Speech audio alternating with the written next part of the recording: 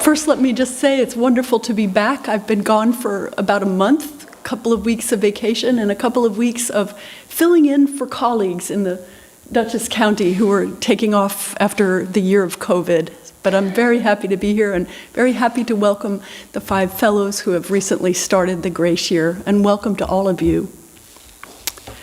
So this question, why don't your disciples wash their hands before they eat? The question from some Pharisees and scribes visiting Galilee from Jerusalem does not seem unreasonable, especially from our perspective in light of germ theory. And Jesus' response seems a little harsh and strange and over the top. Hypocrites, he calls them. What was the context? They were concerned about hand washing not just for physical cleanliness, but for ritual purity. They were deeply devout people who believed in following the purity regulations of their tradition. They sought ritual cleansing whenever they came into contact with things that were unclean. The purpose of cleansing rituals is to prepare you to worship God.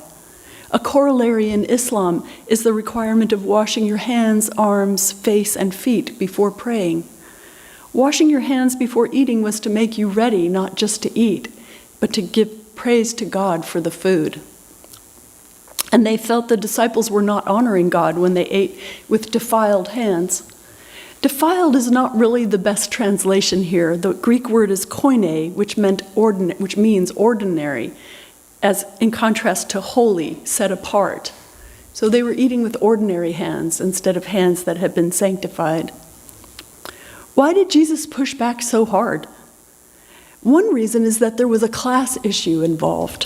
The Pharisees and scribes from Jerusalem were educated men. They could read, study the scriptures and commentaries. They had time and access to water and facilities for bathing. The crowd, on the other hand, consisted of poor peasants living in a rural area, Galilee, fishermen who were constantly unclean because they handled dead fish, and farmers who were also frequently handling unclean things. They would not have been able to keep ritually pure. They may not have had adequate water, and there is no archaeological evidence of the kind of baths that there are in Jerusalem. Of necessity, they followed a much less stringent tradition of ritual cleansing.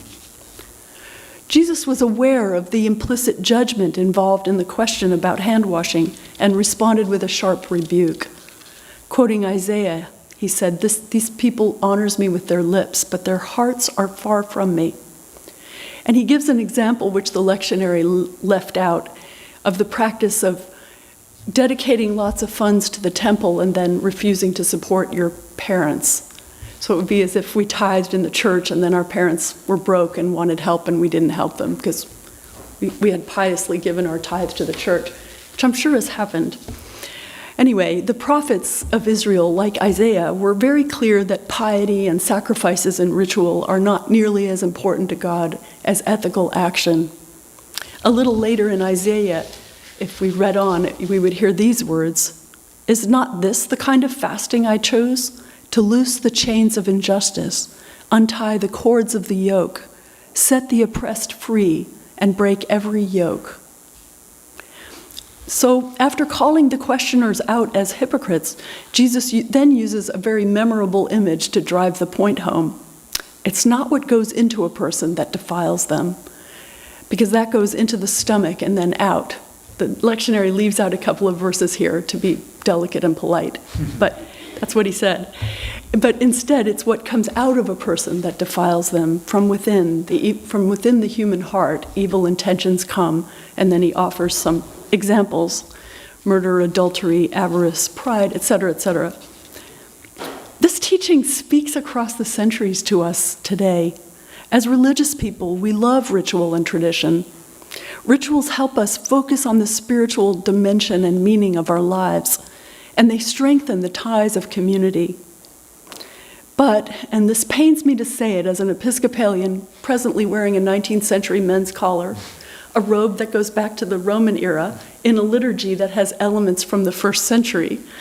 But, however, ritual can easily become ossified and obsolete and stuck in the past, and it can be used as a way to judge and exclude people. It can become a substitute for the hard work of inner transformation and ethical action in the world. The letter of James speaks to this as well. If any think they are religious and do not bridle their tongues but deceive their hearts, their religion is worthless. Religion that is pure before God is this, to care for orphans and widows and to keep oneself unstained by the world. Jesus' teaching directs our attention to our own hearts and what is going on inside of us. Unless we can transform our own hearts, we cannot hope to transform the world. As Martin Luther King put it, only through inner transformation do we gain the strength to fight vigorously the evils of the world in a humble and loving spirit. Transforming our hearts involves much more than ritual and tradition. It involves, first and foremost, self-awareness. What part of you needs healing? What part of you feels unloved or unworthy? Our unhealed wounds and unmet needs can lead us to act out in destructive ways, especially when we're not aware of them. The violence and oppression and environmental degradation in the world spring from our human brokenness and our lack of awareness of what we truly need to flourish and be whole. Jesus does not hesitate to speak hard truths and call us to look at ourselves. But he didn't come to judge us or condemn us. He didn't show up to enforce the rules. He came to reveal the love that is at the heart of all reality, the love that is at the center of our being. When we turn our gaze to that love, we gain compassion for ourselves and for all who suffer. Paul Tillich, a 20th century theologian, describes the journey of faith as consciously orienting your life toward what is of ultimate concern. When we focus on what is of ultimate concern, we experience healing and integration of the different aspects of our lives. As a whole person, centered on what is of ultimate value, we are freed to give of ourselves in generosity and service and become part of the healing of the world. I spent this week with our new Grace Year Fellows. What a joy and a privilege to be with them as they dedicate themselves to a year of intentional spiritual exploration, healing and integration, building community, and discerning their part in transforming the world.